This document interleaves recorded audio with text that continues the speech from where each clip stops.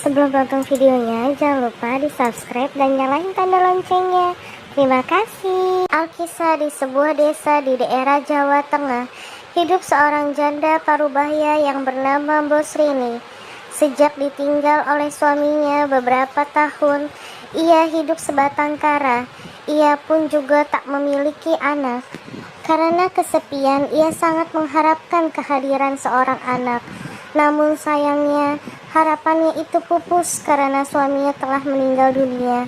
Bosrini hanya dapat menunggu keajaiban untuk bisa memiliki anak. Ia berharap keajaiban itu terjadi kepadanya. Dengan selalu berdoa siang dan malam kepada Tuhan Yang Maha Kuasa agar dapat diberikan anak. Pada suatu malam, harapan itu datang lewat mimpinya. Dalam mimpinya, Bosrini didatangi sosok raksasa yang menyuruhnya pergi mengambil sebuah bungkusan di bawah pohon besar di hutan, tempat biasanya ia mencari kayu bakar. Saat terbangun di pagi hari, Bosrini hampir saja tidak percaya dengan mimpi semalam. Mungkinkah keajaiban itu akan datang benar-benar terjadi padaku? Ia pun bertanya dalam hatinya dengan ragu. Namun Bosrini berusaha menghilangkan keraguan hatinya. Dengan penuh harapan, ia bergegas menuju ke hutan yang ditunjuk oleh raksasa itu. Setibanya di hutan, ia mencari bungkusan yang berada di bawah pohon besar. Namun ia justru sangat terkejut saat menemukan bungkusan yang dikiranya berisi seorang bayi. Tetapi isinya hanyalah sebutir biji timun. Hatinya pun kembali bertanya-tanya, apa maksud raksasa itu memberikanku sebutir biji timun? Ucapnya Bosrini dengan bingung. Di tengah kebingungannya, tanpa disadari ada sosok raksasa yang berdiri di belakangnya sambil tertawa terbahak-bahak. Hahaha. Demikian suara tawa raksasa itu. Bosrini pun terkejut sambil membalikkan badannya. Betapa terkejutnya ia karena raksasa itulah yang hadir dalam mimpinya. Ia pun menjadi ketakutan. Ampun Tuan raksasa, jangan memakanku. Aku masih ingin hidup. Bosrini memohon dengan muka pucat. Jangan takut, hai perempuan tua. Aku tidak akan memakanmu. Bukankah kamu menginginkan seorang anak? Tanya raksasa itu. Benar Tuan raksasa, jawab Bosrini dengan gugup. Kalau begitu segera tanam biji timun itu. Nanti kamu akan mendapatkan seorang anak perempuan. Tapi ingat, kamu harus menyerahkan ya anak itu ketika dia sudah dewasa. Karena anak itu akan kujadikan santapanku, ujar raksasa itu. Karena begitu besar keinginannya untuk memiliki anak, tanpa sadar Bosrini menjawab, baiklah raksasa, aku bersedia menyerahkan anak itu kepadamu. Setelah Bosrini menyelesaikan memberikan kesediaannya, raksasa itu pun menghilang. Kemudian ia segera menanam biji timun itu di ladangnya dengan penuh harapan. Setiap hari ia merawat tanaman itu dengan baik. 2 bulan kemudian tanaman itu pun mulai tumbuh berbuah. Namun anehnya tanaman timun itu hanya berbuah 1. Semakin hari, buah timun semakin menjadi besar, melebihi buah timun pada umumnya. Warnanya pun sangat berbeda, karena berwarna kuning keemasan. Ketika buah timun sudah masak, Bosrini memetik timun yang berat dengan susah payah ke gubuknya. Betapa terkejutnya ia ketika melihat buah timun itu. Ia melihat seorang bayi perempuan yang sangat cantik.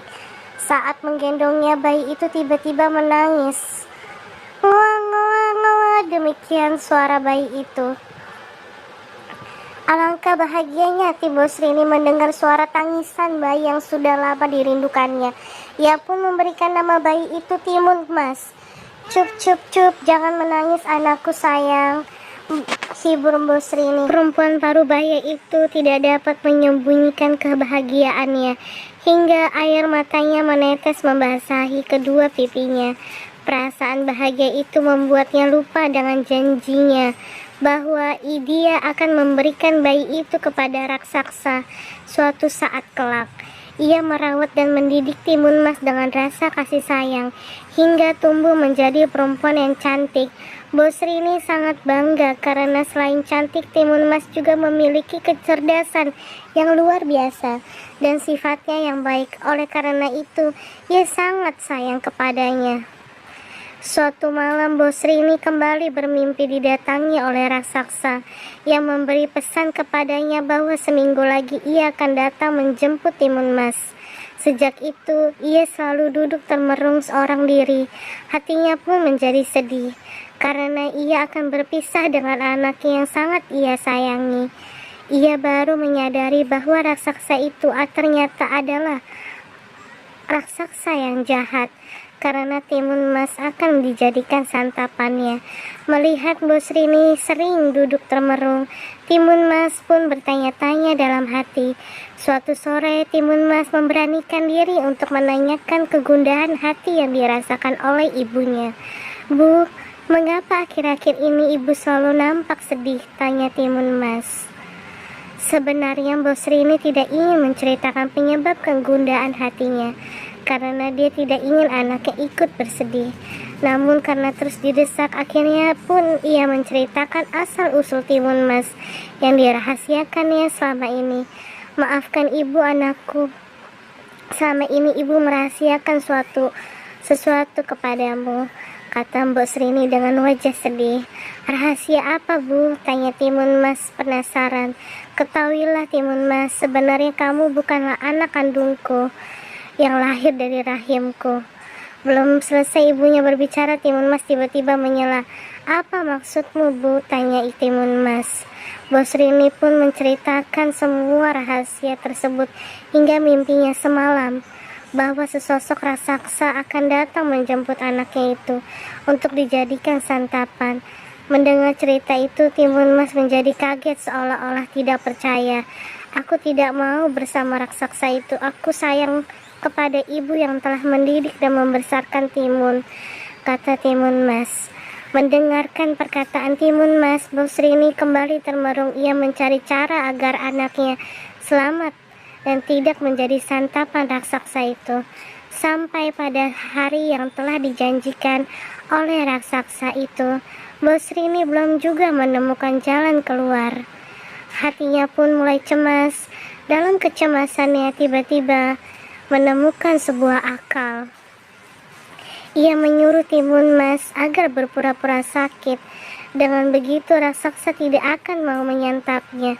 Saat matahari mulai senja, raksasa itu pun datang ke gubuk Bosrini. "Hai perempuan tua, mana anak itu? Aku akan membawanya sekarang," pinta raksasa itu. "Maaf Tuan raksasa, anak itu sedang sakit keras. Jika kamu menyantapnya sekarang, tentu dagingnya tidak enak. Bagaimana kalau 3 hari lagi kamu datang kemari?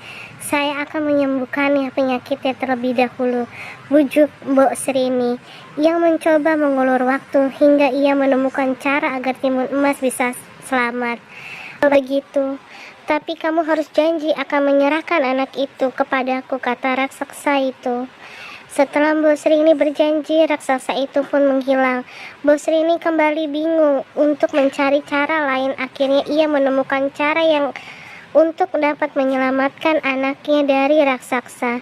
Ia akan meminta bantuan kepada seseorang pertapa yang tinggal di sebuah gunung. "Anakku, besok pagi-pagi ibu akan pergi ke gunung untuk menemui seorang pertapa.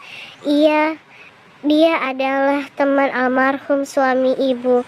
Barangkali ia dapat membantu kita menghentikan niat jahat raksasa itu," ungkap Bosrini. "Benar Bu, kita harus membinasakan raksasa itu, karena aku tidak mau menjadi santapannya," jawab Timun Mas. Keesokan harinya pagi-pagi sekali, berangkatlah Bosrini ke gunung itu. Sesampainya di sana, ia langsung menemui pertapa itu dan menyampaikan maksud kedatangannya. "Maaf Tuan Pertapa, maksud kedatangan saya kemari ingin meminta bantuan Tuan," kata Bosrini. "Apa yang bisa aku bantu Bosrini?" tanya pertapa itu. Bosrini pun menceritakan masalah yang telah cerita Bosrini. Pertapa itu pun bersedia membantu. "Baiklah, tunggu di sini sebentar," ujar pertapa itu. seraya berjalan masuk ke dalam ruang rahasianya. Tak berapa lama pertapa itu kembali sambil membawa 4 buah bungkusan kecil, lalu menyerahkan kepada Mbok Srini. Berikanlah bungkusan itu kepada anakmu. Keempat bungkusan ini masing-masing berisi biji timun, jarum, garam, dan terasi. Jika raksasa itu mengejarnya, suruh sebarkan isi bungkusan ini, jelas pertapa itu. Setelah mendapatkan penjelasan itu, Bos Rini pulang, membawa keempat bungkusan itu. Setibanya di gubuk, Bos Rini menyerahkan keempat bungkusan itu dan menjelaskan tujuannya kepada Timun Mas. Kini hati Bos Rini mulai agak tenang karena anaknya mempunyai senjata untuk melawan raksasa itu. 2 hari kemudian raksasa itu pun datang untuk menagih janjinya kepada Bos Rini. Ia sudah tidak sabar lagi ingin membawanya dan menyantap daging Timun Mas. Hai perempuan tua, kali ini kamu harus menepati janjimu. Jika tidak, kamu juga akan kujadikan santapanku, ancam raksasa itu. Bos Rini tidak gentar lagi menghadapi ancaman itu. Dengan tenang ia memanggil Timun Mas agar keluar dari gubuk. Tak berapa lama Timun Mas keluar lalu berdiri di samping ibunya. Jangan takut anakku, jika raksasa itu akan menangkapmu, segera lari dan ikuti petunjuk yang telah kusampaikan kepadamu. Bos Rini membisik kepada Timun Mas. Baik Bu, jawab Timun Mas. Melihat Timun Mas yang benar-benar sudah dewasa, raksasa itu semakin tidak sabar ingin segera menyantapnya. Ketika ia hendak menangkapnya, Timun Mas segera berlari sekencang-kencangnya. Raksasa itu pun mengejarnya, tak ayal lagi terjadi kejar-kejaran antara makhluk raksasa itu dengan Timun Mas. Setelah berlari jauh, Timun Mas mulai kecapean. Sementara raksasa itu menjadi dekat. Akhirnya ia pun mengeluarkan bungkusan pemberian pertapa itu. Pertama-tama Timun Mas menebar biji timun yang telah diberikan oleh ibunya. Sungguh ajaib. Hutan di sekelilingnya tiba-tiba berubah menjadi ladang timun. Dalam sekejap batang timun tersebut menjalar dan melilit seluruh tubuh raksasa itu.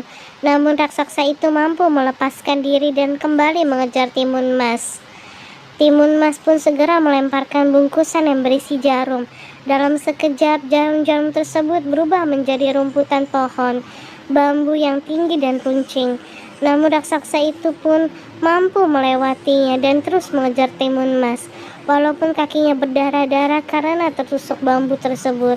Melihat usahanya belum berhasil, Timun Mas membuka bungkusan ketiga yang berisi garam, lalu menebarkannya seketika itu pula. Hutan yang telah dilewatinya tiba-tiba berubah menjadi lautan yang luas, dalam.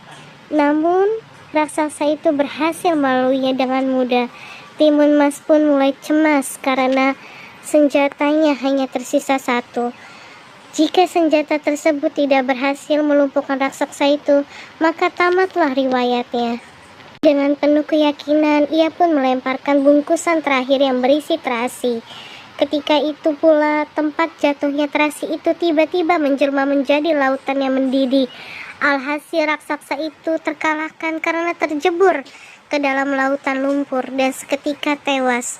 Maka selamatlah Timun Mas dari kejaran dan santapan raksasa itu.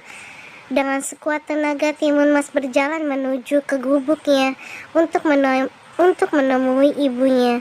Melihat anaknya selamat, Bos Rini pun langsung berucap syukur kepada Tuhan Yang Maha Kuasa. Sejak itu Bos Rini dan Timun Mas hidup berbahagia.